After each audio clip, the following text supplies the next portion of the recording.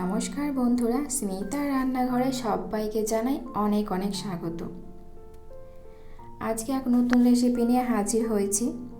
সামনে জামাই ষষ্ঠী, তো জামাই ষষ্ঠী স্পেশাল এক রেসিপি নিয়ে চলে এসেছি আমি। তো এই রেসিপিটি হচ্ছে দই কাতলা। আর এই দই কাতলাটা বানানো খুব সহজ আর খুব তাড়াতাড়ি হয়ে যায়। একদম খেতে অনুষ্ঠান বাড়ির মতো খেতে হয়, আর বানানো কিন্তু খুব সহজ আর খুব তাড়াতাড়ি এটা হয়ে যায়। তো চলুন শুরু করা যাক আজকের রেসিপি। তো দই কাতলা বানানোর জন্য আমি এখানে 4 পিস কাতল মাছ নিয়ে নিয়েছি। তো মাছটাকে খুব ভালো করে ধুয়ে পরিষ্কার করে নিয়েছি। এরপর আমি ওপর থেকে হলুদ আর পরিমাণ মতো লবণ দিয়ে মাছটাকে খুব ভালো করে মাখিয়ে নেব।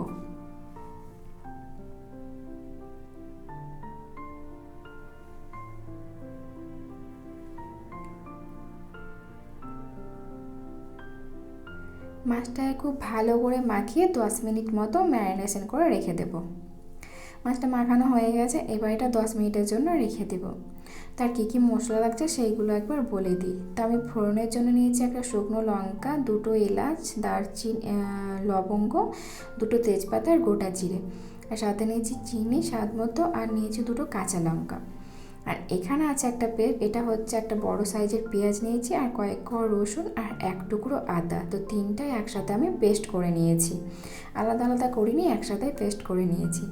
আর এখানে আছে চারমগজ আর পোস্ত। চারমগজ আর পোস্তটাও কিন্তু আমি ভালো করে মিক্সিতে বেটে নিয়েছি। আর লাগবে টক দই। তো টক দইটা আমি প্রথমে একটু লবণ দিয়ে টক দইটাকে খুব ভালো করে ফেটিয়ে নেব, কারণ টক দই যদি লবণ দিয়ে ফেটানো যায় তাহলে কিন্তু আর কেটে যাওয়ার ভয় থাকে না। তো দইটা আমার ফেটানো হয়ে গেছে, আর এইদিকে আমি কড়াতে তেল বসিয়ে দিয়েছিলাম। তো তেলটাও কিন্তু আমার গরম হয়ে গেছে। এবার আমি মাছগুলোকে একে একে তেলে দিয়ে দেব।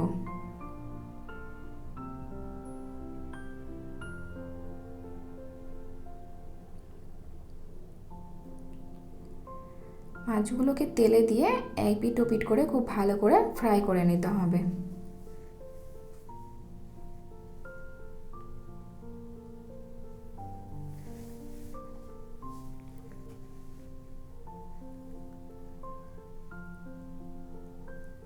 তো মাছগুলো খুব ভালো করে কিন্তু ভাজা হয়ে গেছে। এবার আমি মাছগুলোকে একটা পাত্রে তুলে নিচ্ছি। তো মাছগুলো তুলে নেওয়ার পরে এবার সেম তেলেই কিন্তু আমি দিয়ে দিলাম ফোড়নের জন্য একটা শুকনো লঙ্কা, তেজপাতা আর গোটা জিরে, এলাচ। তো কিছু সময় ফোড়ন করে নেওয়ার পরে তো ফোড়নটা হয়ে গেছে। এবার আমি বেটে রাখা পেঁয়াজ, রসুন আর আদার পেস্টটা দিয়ে দিলাম। এবার খুব ভালো করে মশলাটাকে কিন্তু ভেজে নিতে হবে, কষিয়ে নিতে হবে, যাতে কাঁচা গন্ধ একদম চলে যায়।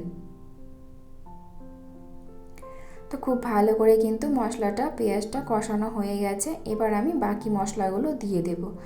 তো স্বাদ মতো লবণ দিয়ে দিলাম, আর তার সাথে দিয়ে দিব অল্প পরিমাণে লঙ্কার গুঁড়ো। একদমই অল্প পরিমাণে দিয়েছি, ঝালটা কিন্তু নিজেদের স্বাদ অনুযায়ী দেবেন। আর সাথে দিয়ে দিয়েছি আমি কাশ্মীরি লঙ্কার গুঁড়ো আর হলুদ, আর সাথে দেব হচ্ছে 1 টিস্পুন জিরে গুঁড়ো। এবার সব মশলা একটু জল দিয়ে খুব ভালো করে কষিয়ে নেব, কারণ যেহেতু আমি এখানে সব গুঁড়ো মশলা দিয়েছি, আর গুঁড়ো মশলা দেওয়ার পরে একটু জল দিয়ে মশলাটাকে কষালে মশলার টেস্টটা খুব ভালো আসে। তো মশলাটাকে খুব ভালো করে কষিয়ে নিচ্ছি।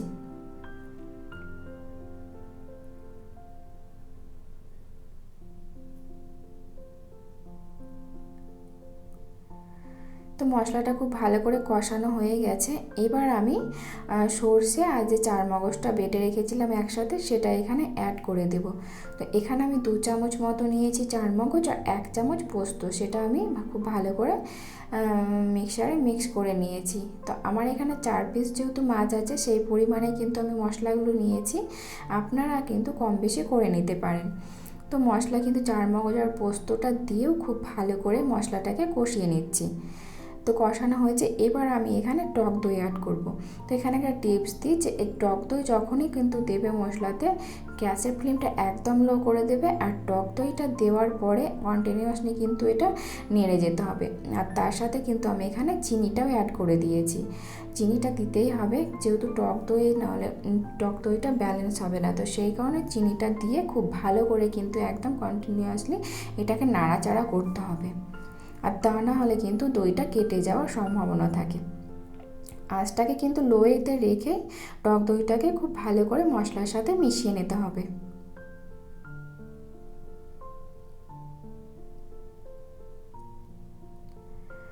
তো খুব ভালো করে মেশানো হয়ে গেছে, তেলটাও খুব ছেড়ে এসেছে। এরপর আমি পরিমাণ মতো কিন্তু জল অ্যাড করে দেব। তা আমি যেই দই রাখা ছিল, দই রাখা পাত্রটাতে আমি জল নিয়ে কিন্তু জলটা অ্যাড করে দিলাম।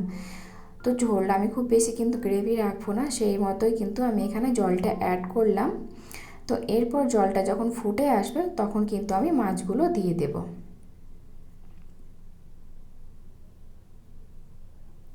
তো ঝোলটা কিন্তু ফুটে গেছে, এবার আমি মাছগুলো অ্যাড করে দিলাম।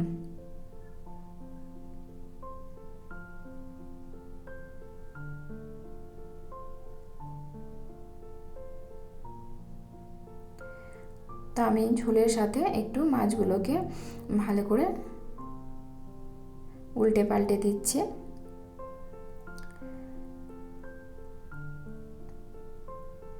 এটা 5 মিনিট মতো হতে দেবো, খুব বেশি জাল দেওয়ার দরকার নেই। তো ওপর থেকে আমি কিন্তু 2টো কাঁচা লঙ্কা অ্যাড করে দিয়েছিলাম, আর তার সাথে আমি সামান্য গরম মশলার গুঁড়ো দিয়েছিলাম। এটা একদমই অপশনাল, ভালো লাগলে দেবেন না, আমার ভালো লাগে তো সেই কারণে আমি কিন্তু এখানে গরম মশলাটা অ্যাড করেছি। তো এটা রেডি হয়ে গেছে, কাতল মাছের দই কাতলা আমার রেডি হয়ে গেছে। এটা গরম গরম ভাতের সাথে পরিবেশন করুন, খেতে কিন্তু অসাধারণ হয়। তো ভিডিওটা এই পর্যন্ত। ভিডিও ভালো লাগলে একটা লাইক এবং শেয়ার করে দেবেন, আর সাবস্ক্রাইব করে আমার পাশে থাকবেন, আর পাশে থাকা বেল আইকনটা হিট করে দেবেন, যাতে আমার ভিডিও আপলোডের সাথে সাথে আপনাদের কাছে পৌঁছে যায়। আজকের মতো এই পর্যন্তই, দেখা হবে নতুন এক ভিডিওর সাথে, নতুন এক রান্না নিয়ে। ভালো থাকবেন, সুস্থ থাকবেন, টাটা, বাই বাই।